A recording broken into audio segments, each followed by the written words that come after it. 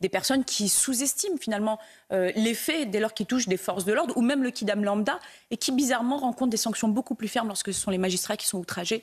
Comme quoi, quand on veut, on peut. Il ne s'agit pas de l'erreur d'un ado de 12 ans mal cadré, non, il s'agit d'une personnalité, c'est l'enquête et le procès qui l'ont démontré, une personnalité qui a connu la guerre dans sa jeunesse puisqu'il vient de Centrafrique, une personne qui a été accueillie en France et une personne qui découvre sur le territoire français toute la chance qui lui est donnée et qui a en guise de remerciement ces propos juste inacceptables parce que quand on dit qu'il faut faire du sale aux policiers, on ne parle pas de vol de canette, comme on peut parfois le lire ou l'entendre de la part de certaines personnes qui dénient l'existence de ces émeutes l'été dernier. On ne parle pas de vol de canette, on parle de faire du sale, c'est-à-dire on parle d'agresser, voire plus, des forces de l'ordre, de piller, de détruire le pays dans lequel on réside. Une policière républicaine ne devrait pas dire ça, mais je vais me permettre, le monde est vaste. Si les institutions françaises ne lui conviennent pas, écoutez, il peut partir. En l'espace de... Il peut partir, quitter la France. Oui, bien sûr. On appelle à attaquer les policiers, c'est qu'on n'aime pas le pays dans lequel forcément... Bien sûr, on a le droit de ne pas aimer un territoire donné ou ses habitants. Je veux dire, libre à chacun de résider là où il le souhaite. Mais dans ces cas-là, il faut avoir de la cohérence entre son propos et ses actes et en même temps de demander un titre de séjour, puisque visiblement, ce sont les velléités de ce monsieur. Ça n'a pas de sens.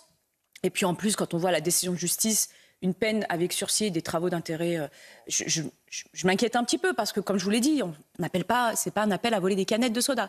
D'autant plus qu'il semblerait que le président, enfin en tout cas le juge qui a traité cette affaire lui a dit qu'il aurait des difficultés à obtenir son titre de séjour. Alors personnellement, j'en doute parce qu'on voit des auteurs parfois de violences conjugales condamnés qui obtiennent malgré tout leur titre de séjour.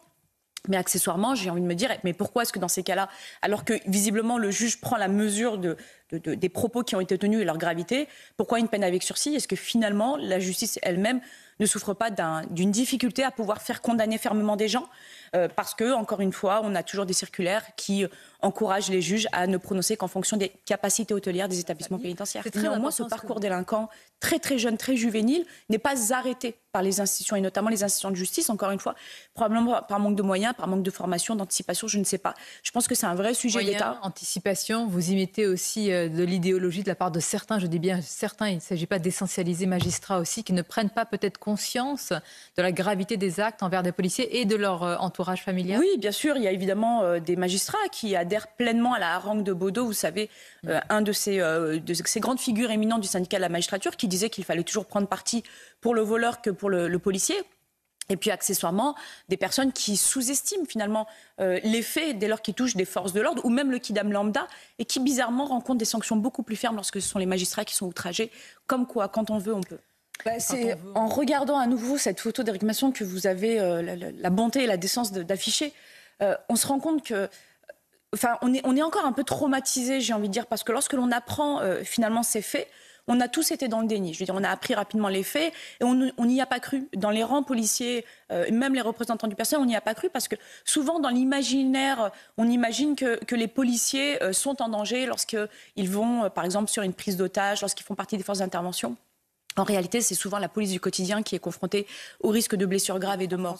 Il faut un contrôle très lambda et l'un d'eux est abattu, je suis désolée, comme un chien.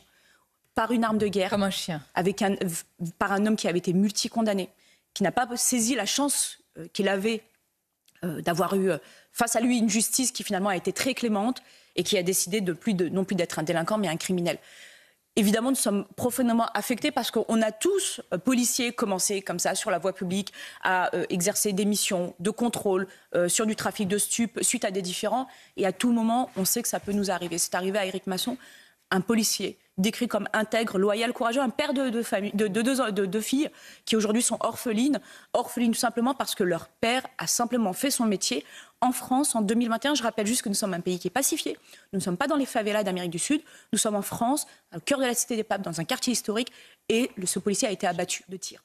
Ça m'interpelle ce que vous avez dit tout à l'heure. Vous avez dit que vaut la parole de cet individu qui a été à de multiples reprises condamné. Mais au cours du procès, ça va être sa parole contre la parole de vos collègues. Et malheureusement, vous savez, on a décliné progressivement, j'observe ça depuis à peu près une douzaine d'années, où la parole du policier ne vaut plus grand-chose, malheureusement, vis-à-vis de certains parquets.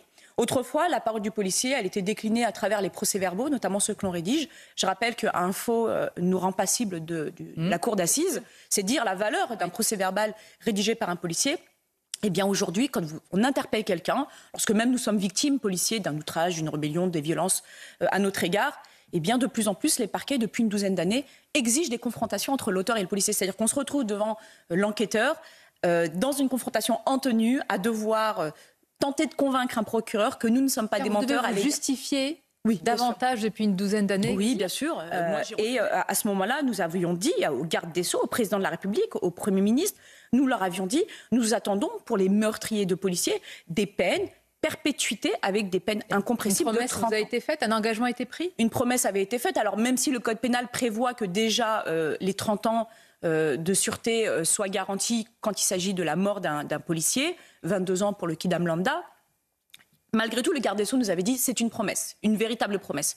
Eh bien, nous allons voir si cette promesse sera tenue. C'est un engagement du garde des Sceaux, mais également de l'ensemble des autorités politiques qui sont à la tête de ce pays.